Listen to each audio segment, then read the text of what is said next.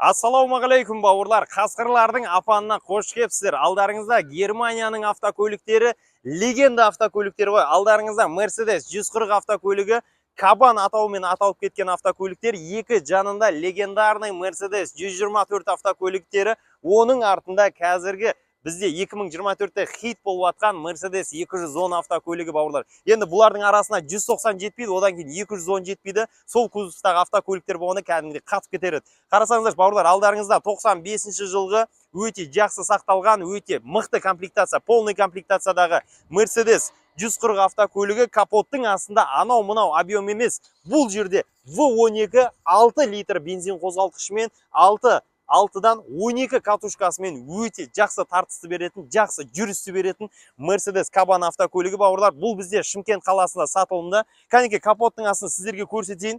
Өте жақсы комплектациядағы автокөлік. Неке? Қараңыздар, капоттың астында қазір таң қалдырады ғой бұл автокөліктер ше. Таң қалдырады. Ал, бисмилля. Капоттың астында 6-дан 12 катушкасымен полностью моторды қамтып тұрған моторға қарасаңыздар, полностью мотор. Енді бұл жерде қолыңды тығып, анау-мынау патрубканы өзім ауыстыра салам деген болмайды. Енді бұны кәдімгідей көтеру керек. Енді жақсы обслуживениені талап ететін автокөліктің бірі бауырлар. Қап-қара түсте. Бұның комплектациясы полный комплектация. Титановый диски, өзінің легенда титановый дискісімен. Одан кейін бұның терезесін қарасаңыздар, қалыңдығы менің үйімнің терезесінен қалың ғой. Мына жақындатып көрсете берсең болады. Одан кейін 4 есіктерінде де присоскілері қарастырылған. Присоска есіктерді өзіне тарту.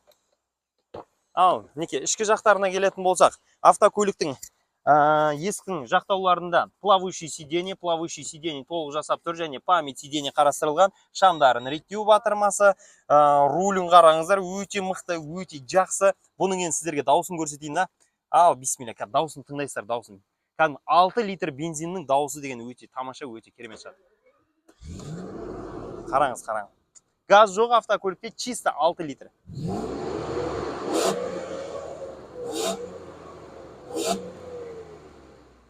Өте тамаша.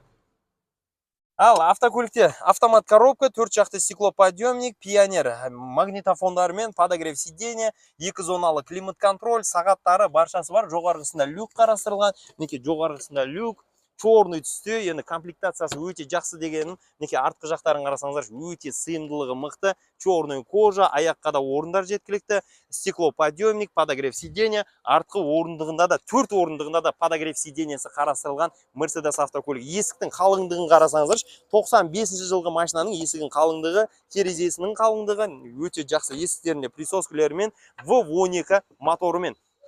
Мынаны қарасай, одан кейін сен келесің машинаңның арқасына, одан кейін сен мына батырманы басқан кезде келіп көрсете берсең болады. Қараңыздар, мынаны кеп көрсеткен кезде басасың, мына жерден не шығады ғой, қол ұстап тұрасың, былай бидеп, былай ашпайсың да бір жақсы жері. Мынаны көтересің, запаска, ключтері баршасы қарастырылған, одан кейін багажник жабасың, артқа қарай өзі кіріп кетеді. Басасың, фк еткізіп өзі шығады. Көрдіңіздер ме? Комплектациясы жақсы деген себебі осы полностью комплектацияда қайттан артқы бамперлеріне парктрониктармен, алдыңғы бамперлеріне парктрониктармен. Бауырлар, сіздерге видео ұнап жатыр деген ойдамын. Видеоға лайк басып, комментарий жазып, біздің каналға тіркелуді ұмытпаңыздар. Біз Шымкент қаласында орналасқан автосалонбыз. Егер сіздерге Mercedes керек болатын болса, осындай жақсы Mercedesтеріміз бар, келіп көре берсеңіздер болады. Ал енді біздің сол жағымызда тұрған Mercedes 124-ті сіздерге таныстыра кетейін. Бұл жерде мокро асфальт түстегі Mercedes 124 автокөлігіміз 94 жылғы өте керемет жақсы сақталған автокөлік. 2-2 бензин қозғалтқышымен, автомат қораптағы 5 кондера 94 жылғы жақсы жағдайдағы өзінің заводской титановый дискілерімен Mercedes 124 автокөлігіміз. Бұның ішкі салондарын енді 124 десе, салондарын көз алдарыңызға келіп атқанша салондарын қарасаңыздар, диван ғой бұл жерде салондары. Ал, бисмилля. Мерседестердің рулі жұмсақ болады, өте жақсы, шамдарын реттеу батырмасы, автомат қорап 5 сатылы, 4 жақты стеклоподъемник, аудиосистема, енді бұл 5 кондера, жастықшаларын құлату батырмасы, ішкі салондары өте жақсы, жоғарғысында люк қарастырылған, мінекей артқы орындықты да толықтай көре берсеңіздер болады. Енді Мерседесті сразу мойындау керек, ана бұрында болушы еді ғой. Армениядағы братандар, түрк братандар зор айдайды да, бұл Мерседесі бар емес па? Қазақтарда четкий айдайды негізі. Но бірақ көбінесе осы Әзірбайжан, түрк братандар ассалаумағалейкум өте тамаша айдайды да, бұл нәрсе тап-таза қылып айдайды да. Мерседес 124-тің жақсы айдайды, 210-ды жақсы айдайды, кабандары кинода да, өмірде де четкий ғой олардың нелері.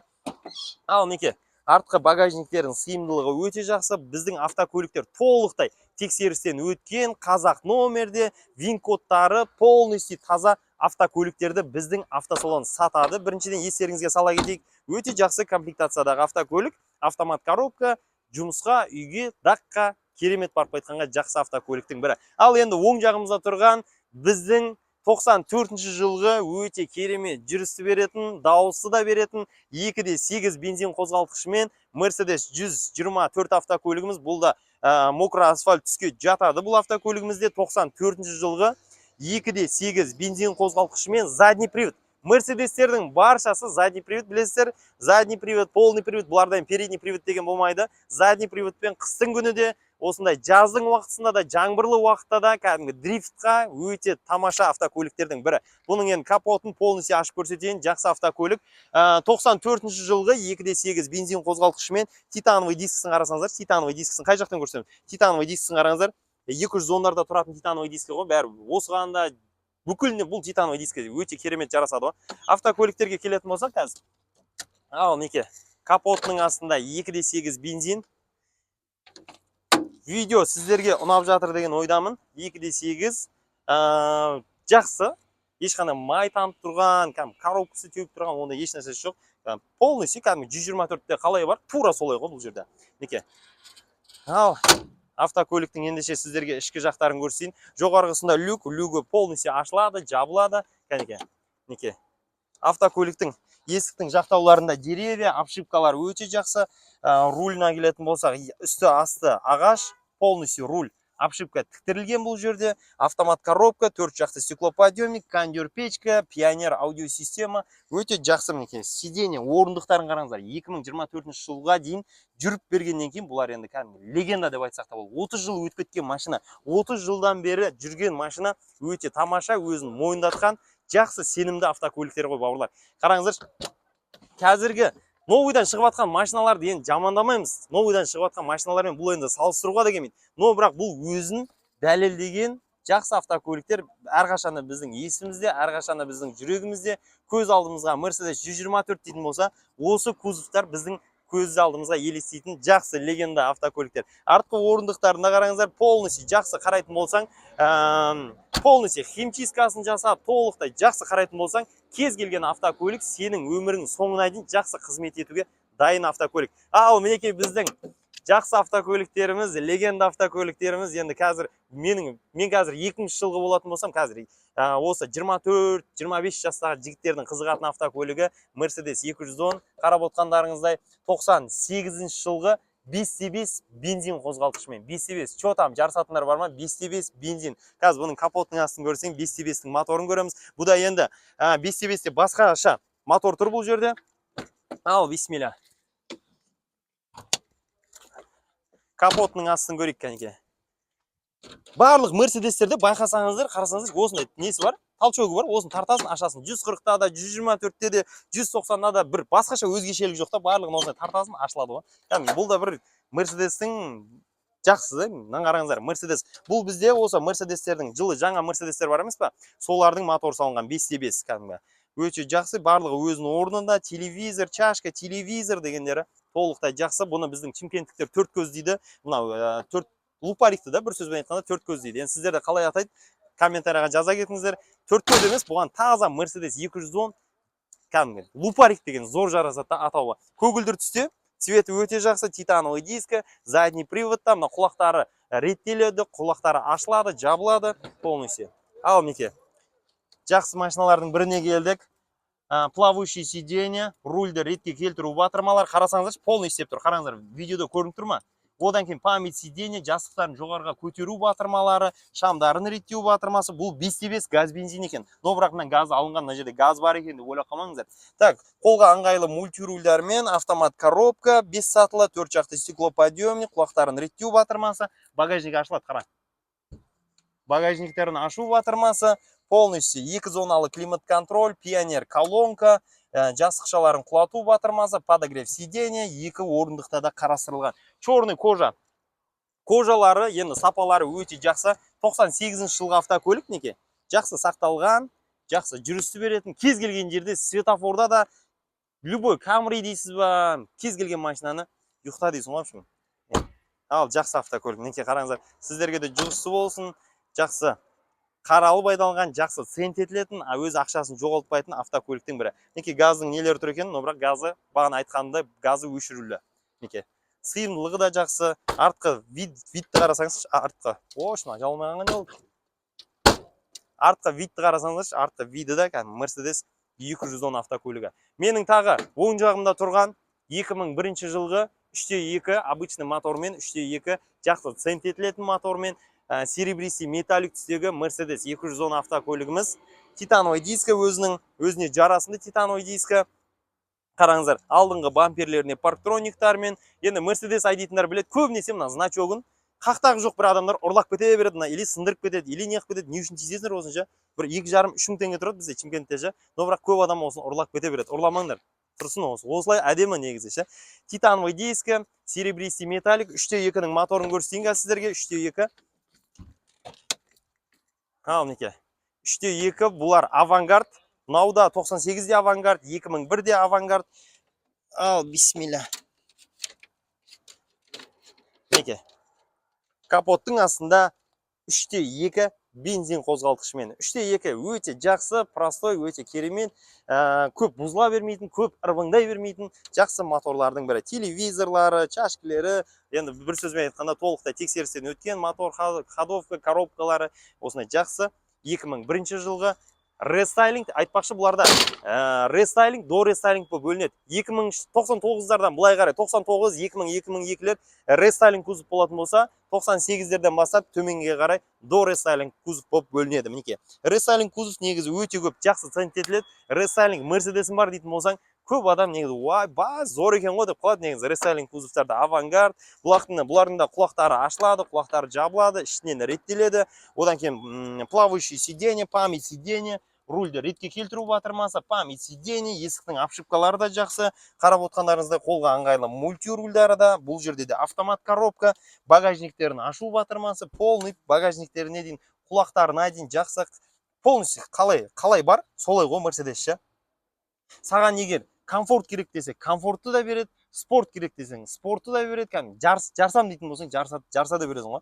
Қараңыздар, өте тамаша, торпедада, Mercedesте енді отқаннан кейін нағыз жұмсақтықты, нағыз ләззатты сезінетін автокөлік қой. Орындықтарының өзі кәдімгі сені бүйтіп құшақтап алғандай болады, орындықтарының өзі.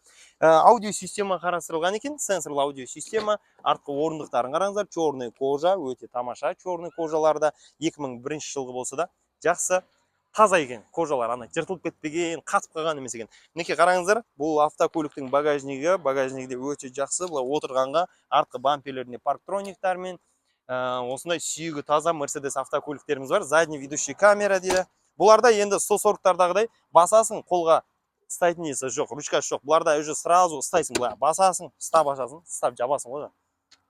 Неке, өте тамаша.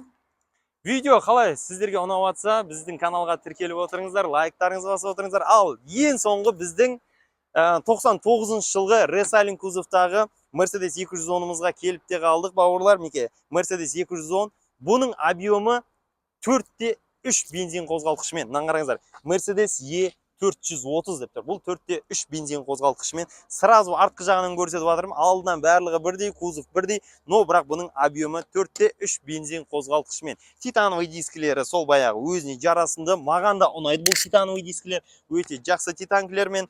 Артқы жақтарын сразу көрсетейін. Неке қараңыздар. Ішкі жақтарына чехолдар салынған. Чехол тіктірілген бұған. Чехолдар тіктірілген, қара чехолдармен. Артқы орындықтарында стеклоподъемниктар, есіктің жабылсын қарасаңыздар, сәл Гелендвагенді еске сап қояды, мына қараңыздар. Өте жақсы.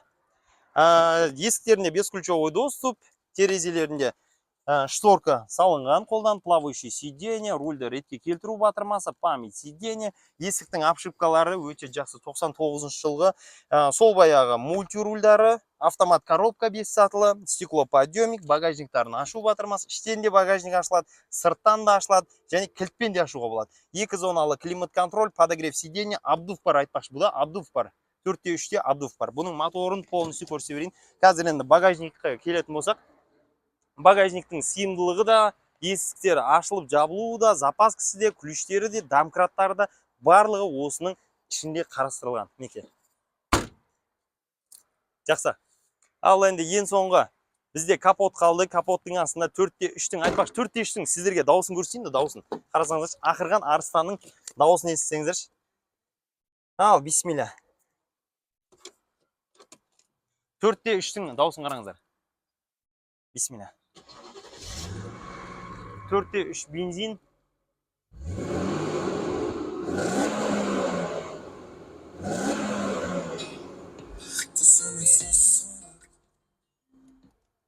Неке осындай 4-3 пен анау-мынау адам не қыла бермейді енді. Бұны басқара бермейді. 4-3 деген мықты кәдімгідей. 3-2, 2-8, 2-2 деген.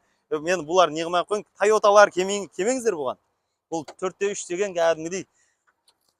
Ұйықтат жүреді сразу, жаман ұйықтатады бұлар. Қараңыздар, 4-3 бензин, өте жақсы, өте қарқынды тартыспен, өте тамаша ойынды кәдімгі эмоция беретін жақсы автокөліктің бірі. Жаңа автокөлікті аласың, үй мен жұмыстың арасында айдайсың, бала шағаңды садикке тасисың, но бірақ бұл автокөліктер кәдімгі сен қалада жүрген кезде, күндіз болсын, түнде болсын, кезге ана эмоция берген шабыт қой, қарасаң, газдың өзін басып тұрып, сен кәдімгі эмоция алып жатсың, өте тамаша. 4-3 деген объемы көп машина, легенда машина, бәрі саған кәдімгі қалай айтсам шабыт береді ғой. Сен жүрісіңде, сөзіңде кәдімгі осы машина сияқты ірі болады ғой, бір сөзбен айтқанда. Ал сол баяғыдан Kia Rio дейтін болсаң, тура сол Kia Rio қандай, тура жұмысқа барасың, қалай жұмысқа барасың, солай келесің. Ал мына машиналар бұзылады, бұзылмайды емес, бұзылады, любой машина бұзылады. Бірақ өзің жөндейсің, өзің кәдімгі машинамен ауырасың, өзің жөндеп, өзің ақша, душаңды сағаннан кейін, кәдімгі бұл машина бәрі ыстық болады ғой. Бауырлар, осымен видеомыз аяқталды. Сіздерге қызық болды деген ойдамыз енді. Менің өзім Mercedes-тің, BMW-ның фанатымын енді. Біз бала кезден біздің қанымызға сіңген осы BMW, Mercedes көзімізді аша салысымен осы BMW, Mercedes көріп жатыр күндіге. Солардың арқасында шығар осындай жақсы автокөлікке менің өзім ауырам, өзім көрсем, жолда өзі бір BMW ма, Mercedes пе былай дауысын шығарып ататат өтетін болса, сразу қарайсың қандай машина екен деп. Сол сияқты біздің де бір балалықтан келе жатқан біздің махаббатымыз, осындай Құдай қаласа, осындай автокөліктерді көрген сайын біз өзімізге мотивация аламыз. Айдаған сайын мотивация аламыз кәдімгіше. Жаңа BMW-лар енді базар жоқ, Mercedes BMW-лар базар жоқ, өте жақсы.